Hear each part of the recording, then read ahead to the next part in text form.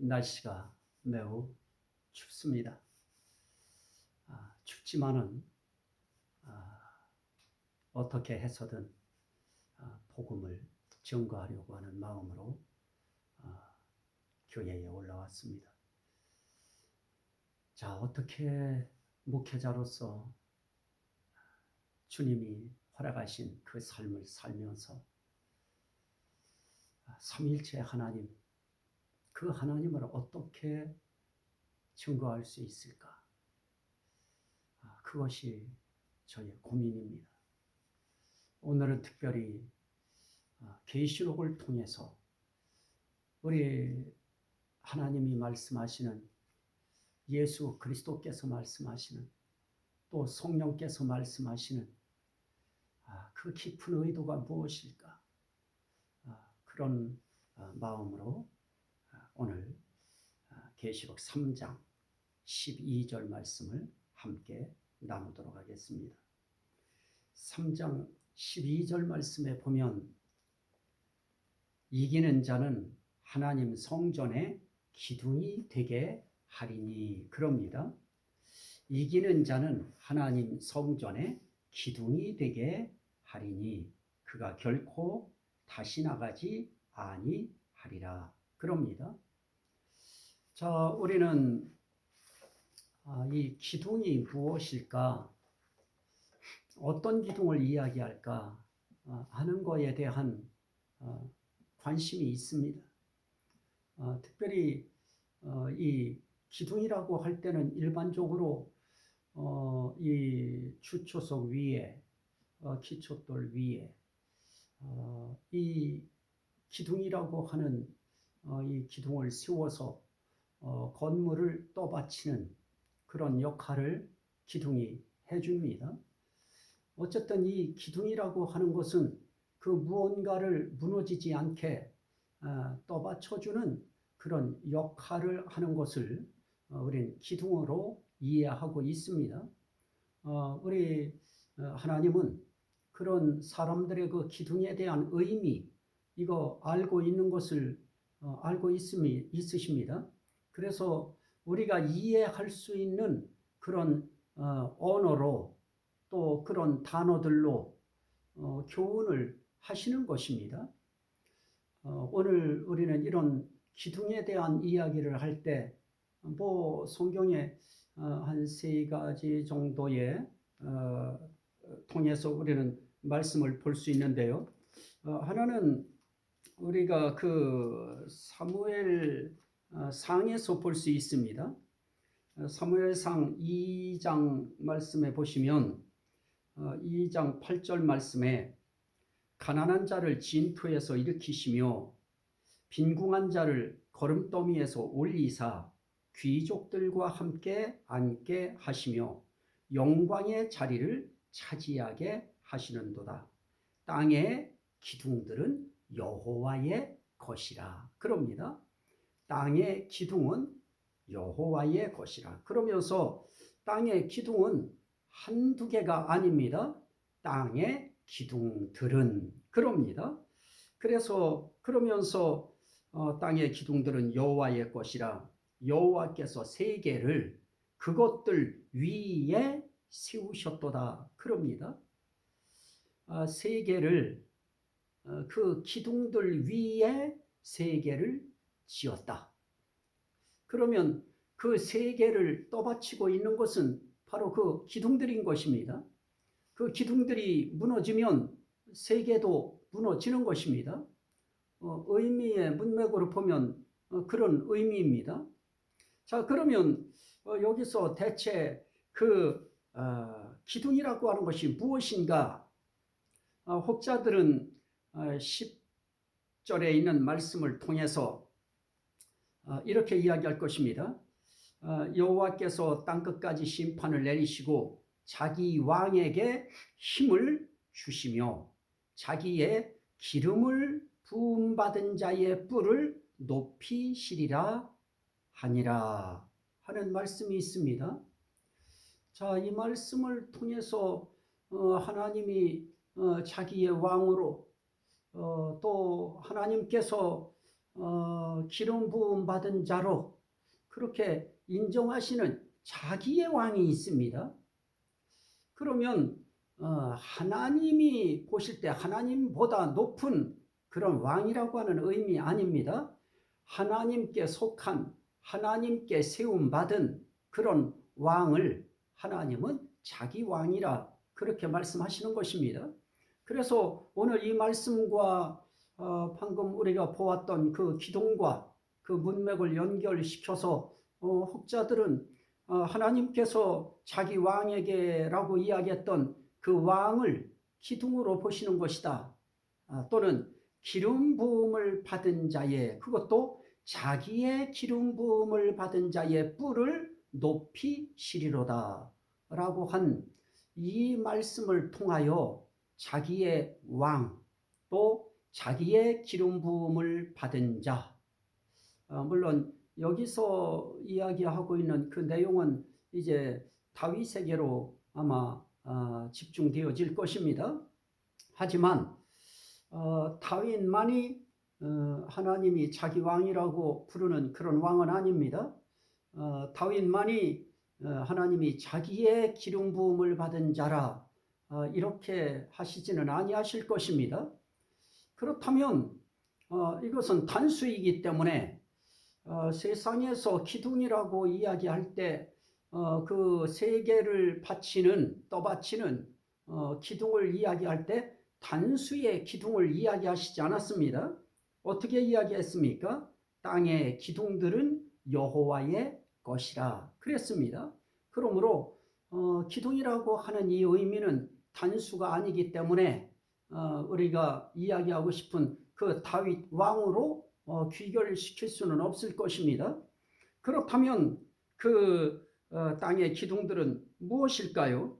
바로 그 밑에 사무엘상 2장 9절에 그가 그의 거룩한 자들의 발을 지키실 것이요. 그럽니다.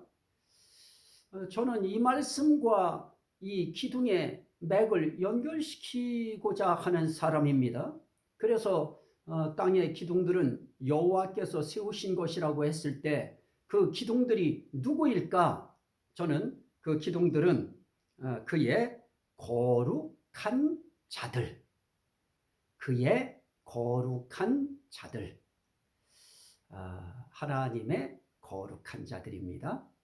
그들이 세계를 떠받치는 기둥들로 하나님이 세우셨다 하는 것이죠.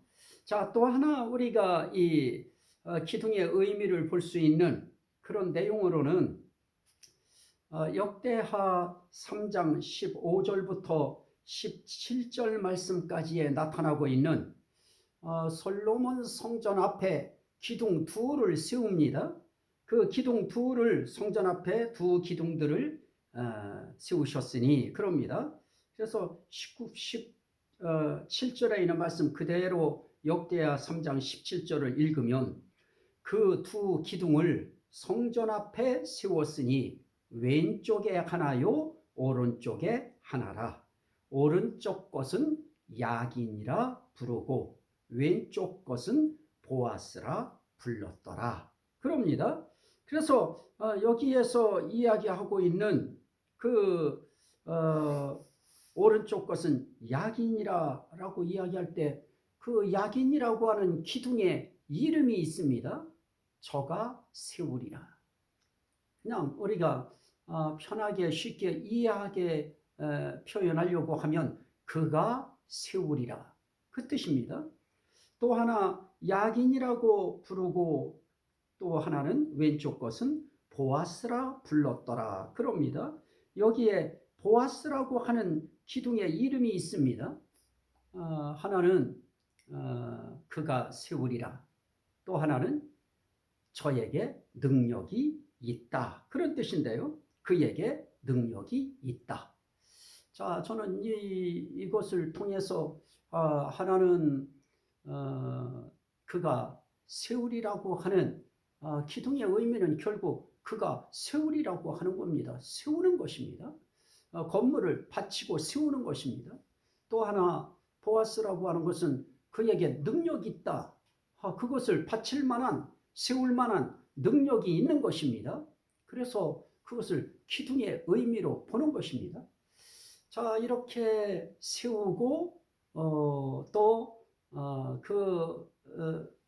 집을 또 건물을 받치고 세울 만한 능력이 있다. 그게 기둥의 의미였습니다. 자, 또 하나의 의미를 우리가 보려고 하면 신약 시대로 우리가 넘어가서 볼 수 있는데요. 갈라디아서 2장 9절 말씀에 보면 또 기둥같이 여기는 야고보와 게바와 요한도 그럽니다. 기둥같이 여기는 야고보와 게바와 요한이라 그럽니다. 결국 기둥같이 여긴다고 하는 이런 사도들 가운데서도 기둥같이 여기는 그런 사도들은 그 모임을 세울 만한 또 그 모임을 받쳐서 나갈 만한 능력이 있는 그리고 그 어떤 조직을 세우고 그 조직을 끌어갈 만한 능력이 있는 그런 사람들을 기둥이라 이렇게 표현을 했습니다. 자, 이런 그 기둥에 대한 그런 아웃라인을 우리가 가지고 그리고 오늘 이 3장의 말씀을 보시면 이기는 자는 내 하나님의 성전에 기둥이 되게 하리니 그럽니다. 여기에서 성전이라고 하는 것은 우린 성전 그러면 구약시대에는 건물 성전이 있었습니다. 그래서 그 성전을 우리가 이해하기가 쉬웠습니다. 그러나 신약시대에는 성전이라고 하는 그런 개념은 어떤 건물 개념으로 우리에게 있는 것이 아닙니다. 신약시대에는 오히려 성전이라고 하는 의미보다 하나님으로부터 세상에서 분리되어서 하나님으로부터 분리되어 이 세상으로부터 하나님이 분리시킨 그런 자들의 모임, 무리 이런 명칭을 교회라고 하는 그런 명칭으로 대신했습니다. 그래서 그런 한 사람 한 사람 그들을 교회로 불렀습니다. 다시 말씀드리면 교회라고 하는 그 의미가 결국은 이제 구약시대에는 건물 성전이라고 하는 그 건물 성전이 이스라엘이라고 하는 백성들 가운데 있으므로 그곳에 하나님이 계시는 것을 의미했습니다. 신약시대에는 누가 교회냐라고 이야기할 때 심령에 하나님을 모셔서 심령 성전이 이루어져서 또 심령 성전이 지어져 가고 있는 사람 그런 사람들을 교회라고 부르고요. 그런 사람들 그들을 성전의 의미를 대신할 수 있는 그런 교회라고 하는 용어로 그렇게 대치를 했습니다. 물론 신학적으로 그 제 표현이 매끄럽지 않지만은 그냥 어떤 그 뉘앙스는 그러할 것입니다. 자, 그런데 어쨌든 우리가 이해하는 데 있어서 그러면 이 성전에 하나님 성전에 기둥이 되겠다고 하는 것이 결국 그럼 무엇이냐라고 할 때 이 땅에서의 교회 기둥 되게 하시겠다고 하는 것은 아닐 것입니다. 자, 그러면 어떤 기둥이냐? 하나님 나라의 성전 기둥입니다. 자, 예루살렘 성곽에 뭐가 있습니까? 21장 4절 말씀에 보면 12 기초석이 있는데 기초석 위에 어린 양의 12사도의 이름이 있었습니다. 그리고 21장 12절 말씀에 보면 성곽에 또 12 기초석만 있는 것이 아니고 12문이 있습니다. 그런데 그 문에 12천사가 있어요. 문 하나하나에 천사 하나씩 있는 것이지요. 그런데 그 문들 위에 이스라엘 자손 12지파의 이름이 기록되었더라 그럽니다. 자, 12지파의 두령들의 이름이 기록된 것이 아니고 12지파의 이름이 기록됐다 하는 것입니다. 자, 그러면 하나님 나라의 이 성전이라고 하는 그 성전을 쌓는 그런 성곽의 12기초석, 또 성곽의 12문, 이제 이것은 그 누구도 대체할 수 없습니다. 그러면 이제 남은 것은 이제 성전의 기둥이 될 것입니다. 그런데 이 자리는 어떤 자들의 자리냐? 오늘 성경은 그렇게 말씀합니다. 계시록 3장 12절에 이기는 자는 내 하나님 성전의 기둥이 되게 하리니 그가 결코 다시 나가지 아니하리라. 그럽니다. 하나님 성전의 기둥이 되려고 하면 기둥될 사람들의 자격은 다른 데 있지 않습니다. 힘에 있는 것이 아닙니다. 능력에 있는 것이 아닙니다. 이기는 자입니다. 이기는 자가 그 성전의 기둥이 됩니다. 그러면 그 이긴다고 하는 그 의미는 결국은 어떤 이김이냐라고 이야기할 땐 크게 통틀어서 세상을 이긴 이김은 이것이니 곧 우리의 믿음이니라. 예수를 하나님의 아들로 믿는 믿음이 아니면 세상을 이길 자가 누구냐? 요한일서에서는 그렇게 말씀하고 있습니다.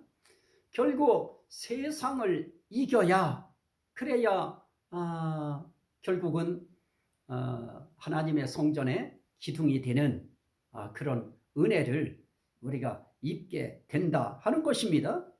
그러면 새 예루살렘 성에 우리는 그 하나님의 성전이 있는가라고 하는 그런 부분을 이야기할 때 우리는 한 가지 이 문제를 해석하기 위해서 한 가지 예를 하나 들어야 됩니다. 우리가 하나님의 나라, 그러면 하나님의 나라는 어떤 사람들은 없다 그럽니다.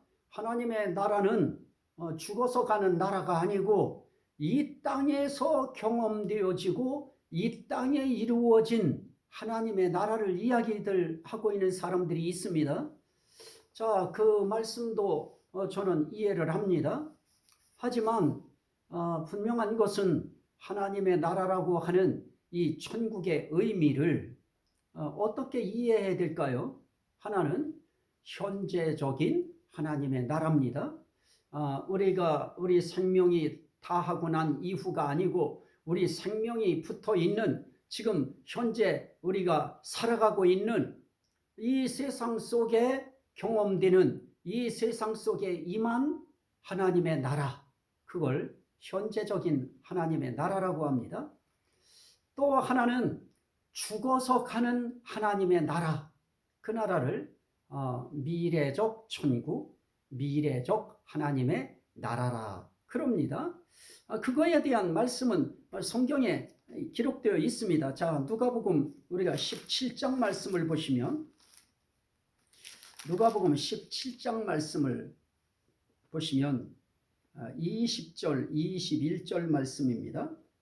바리새인들이 하나님의 나라가 어느 때 임할 것입니까? 하고 예수님 앞에 질문할 때 예수님이 그렇게 말씀합니다. 하나님의 나라는 볼 수 있게 임하는 것이 아니요. 또 여기 있다, 저기 있다고도 못하리니 하나님의 나라는 너희 안에 있느니라. 결국 하나님의 나라가 어디 있느냐? 우리 눈으로 보게 그렇게 보여지는 그 나라가 아니다. 바로 너희 안에 있는 나라다. 이 나라도 우린 두 가지로 생각할 수 있습니다. 하나는 너희 가운데 있는 나라다. 또 하나는 너희 심령 속에 있는 나라다. 그런 의미를 거기에 함께 포함시키고 있는 것 같습니다. 자, 여기서 저는 깊은 이야기는 또 다른 시간에 이야기하기로 하고요. 우선 현재적인 현재의 하나님의 나라도 있다고 하는 것을 예수님이 분명히 인정했습니다. 그러나 반드시 그렇게만 이야기한 것이 아닙니다. 또 다른 의미로도 그 부분을 말씀하셨습니다. 누가복음 18장입니다. 16절로 17절. 예수님이 어린아이들 이렇게 애들 좀 만져주시기를 이제 주님 앞에 요구하는 그 부모들이 어린아이를 데리고 왔을 때 제자들이 보고 막 꾸짖습니다. 저리 가라고 아이들을 막 꾸짖어요. 그때 예수님께서 그 어린아이들을 불러서 가까이 세우십니다. 그리고 말씀하십니다. 어린아이들이 내게 오는 것을 용납하고 금하지 말라. 하나님의 나라가 이런 자의 것이니라. 그러면서 내가 진실로 너희에게 이르노니 누구든지 하나님의 나라를 이런 어린 아이와 같이 받아들이지 않는 자는 결단코 거기 들어가지 못하리라. 거기 들어가지 못하리라. 거기가 어디입니까? 하나님의 나라입니다. 그렇다면 현재적으로 우리 안에 있는 하나님의 현재적인 나라도 있지만 또 한편에서는 들어가는 하나님의 나라가 있습니다. 그 들어가는 나라가 우리가 죽어서 가는 그런 나라인 것입니다. 자, 또 하나의 우리가 말씀을 보면 24절 말씀에 예수께서 재물 있는 그런 사람이 큰 부자이기 때문에 근심하는 그 내용을 보고 뭐라고 말씀하시느냐. 예수께서 그를 보시고 이르시되 24절입니다. 18장 누가복음 18장 24절 예수께서 그를 보시고 이르시되 재물이 있는 자는 하나님의 나라에 들어가기가 중요합니다. 포인트입니다. 하나님의 나라에 들어가기가 얼마나 어려운지 낙타가 바늘귀로 들어가는 것이 부자가 하나님의 나라에 들어가는 것보다 쉬우니라 하시니 그럽니다. 자, 오늘 우리가 하나님 앞에서 중요한 것은 무엇입니까? 이 하나님의 나라라고 하는 것도 이렇게 현재적인 하나님의 나라도 있고 또 미래적인 하나님의 나라가 있듯이 똑같습니다. 그와 같은 비슷한 원리로 기둥에 대한 의미를 이야기할 때도 하나님 성전의 기둥을 이야기할 때도 하나님의 성전이라고 하는 이 하나님의 성전이 대체 어떤 성전이냐 하는 것입니다. 그 성전에 대해서 계시록을 우리가 한번 보시면 7장 15절입니다. 계시록 7장 15절 말씀해 보시면 자, 이렇게 말씀하고 있습니다. 7장 15절입니다. 그러므로 그들이 하나님의 보좌 앞에 있고 또 그의 성전에서 밤낮 하나님을 섬기매 그럽니다. 그의 성전에서 밤낮 하나님을 섬기매 분명히 하나님의 나라에 하나님의 성전이 있어서 그 하나님의 성전에서 큰 환난에서 어린 양의 피로 그 옷을 씻김받고 나오는 그들이 하나님을 섬긴다고 했습니다. 그러면 이 말씀을 보면 하나님의 나라에 분명히 하나님을 섬길 수 있는 하나님의 성전이 분명히 나타납니다. 또 11장 19절도 우리가 예를 들 수 있을 것입니다. 19절에 보면 이에 하늘에 있는 하나님의 성전이 열리니 성전 안에 하나님의 언약궤가 보이며 그럽니다. 분명히 하나님의 나라에 성전이 열리기도 하고 닫히기도 하고 그 성전 안에 있는 언약궤가 보이기도 했습니다. 이것을 누가 보고 있습니까? 사도 요한이 그의 영혼이 하나님 앞에 끌어올림을 당하여 하나님 나라에서 그의 영의 눈으로 직접 보고 있는 그에게 있어서는 영의 세계의 현실입니다. 그는 거기에서 하나님의 성전이 있다고 하는 것을 봤습니다.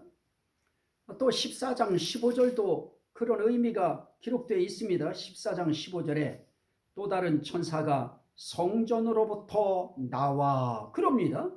또 다른 천사가 성전으로부터 나와. 자, 그러면 분명히 하나님의 나라에 성전이 있습니다. 자, 그러나 또 한편 아주 쇼킹한 이와 정반대의 표현을 하고 있는 그런 말씀도 있습니다. 계시록 21장 22절입니다. 계시록 21장 22절 성 안에서 내가 성전을 보지 못하였으니 예루살렘 성 안에서 분명히 보여줬던 하나님의 성전이 또 그 똑같은 사람 사도 요한의 영의 눈으로 보니까 이런 것입니다. 성 안에서 내가 성전을 보지 못하였으니 분명히 봤었습니다. 그런데 또 지금은 보지 못한다고 이야기합니다. 자, 이유를 말합니다. 성 안에서 내가 성전을 보지 못하였으니 이는 주 하나님 곧 전능하신 이와 및 어린 양이 그 성전이심이라 그럽니다. 자, 전능하신 하나님이 성전이시고 어린 양이 성전이기 때문에 거기에서 다른 성전을 보지 못했다라고 이야기합니다. 자, 이 말씀을 보면 우리는 상당히 헷갈리게 되어집니다. 대체 이게 무슨 뜻일까 하고 헷갈리게 되어지는데요. 자, 저는 이 말씀을 이렇게 봤습니다. 하나는 영의 세계에서의 영적 실물 성전, 실물, 물건 할 때의 그 물체 할 때 그 물입니다. 물건, 물체 이런 거 이야기할 때의 그 물. 영적 실물 성전이 분명히 영의 세계에서도 나름 영의 세계의 눈으로 보여지는 영적 실물 성전이 있습니다. 또 영의 세계에서 볼 수 있는 영적 실체 성전. 여기에서 체는 우리 이야기하는 신체 할 때 몸체자를 쓴 겁니다. 자, 물건과 또 하나의 물건과는 전혀 성질이 다른 실체적인 성전. 그게 바로 전능하신 하나님 또 어린 양이 그 성전이심이라 라고 이야기할 때 그분들이 주인공이 되어진 성전. 바로 여기서 이야기하는 영적 실체 성전이라고 하는 것은 저는 이 하나님과 어린 양을 그 실체라고 하는 것으로 저는 본 것입니다. 그러니까 천국에 하나님 나라의 천국에 들어가면 성전 없어요 하는 말도 일면 맞는 이유는 거기에 성전 되신 분이 하나님 또 어린 양이시기 때문에 굳이 실물, 다시 말하면 물적 성전이 아닐 때 그걸 성전 없는 것이다 이렇게 표현했던 그 사도 요한처럼 혹자들도 천국에 성전 없다, 성전은 하나님이 성전이고 어린 양이 성전이다, 그 말도 일면 맞습니다. 하지만 우리는 그 하나님의 성전의 양면성을 우리는 봐야 되는 것입니다. 분명히 똑같은 사도 요한의 영의 눈으로 그 성전이 열리는 것도 보았고요. 성전에서 나오는 것도 보았고요. 그 성전을 분명히 성전에서 섬기는 그런 모습들을 보았습니다. 자, 바로 여기서 이야기하는 하나님 성전의 기둥이 되게 하리니 라고 하는 이 기둥은 영적 실체 성전이 아니고 영적 실물 성전이라고 하는 의미입니다. 바로 그 실물 성전의 기둥이 되게 하시겠다. 다시는 나가지 아니하는 기둥. 여기서 결코 다시 나가지 아니하리라 하는 그 의미는 상당히 중요합니다. 왜냐? 우리가 알다시피 사울 왕은 뽑혔습니다. 기둥으로 세웠는데 뽑힌 것입니다. 그리고 그 자리를 다윗이 대신하는 것입니다. 가룟 유다는 기둥의 자리에 세웠지만 뽑혔습니다. 그리고 그 자리에 mattia가 세워집니다. 결국 사울은 나간 것입니다. 그리고 가룟 유다도 나간 것입니다. 그러나 하나님의 성전의 기둥이 될 이긴 자는, 결국 세상을 이겼다고 하는 것은 마귀를 이기고 짐승을 이기고 거짓 선지자를 이긴 그러한 자들을 이야기합니다. 그러한 자들이 하나님 성전의 기둥이 되어지는데, 실체, 영적 실체 성전인 하나님과 어린 양의 그 성전이 아니고 실물 성전이라고 하는 영적 세계에 사도 요한 눈에 비춰졌던 바로 그 실물 성전의 기둥이 되게 하리라. 결국 거기서 기둥된다고 하는 의미가 무엇이겠습니까?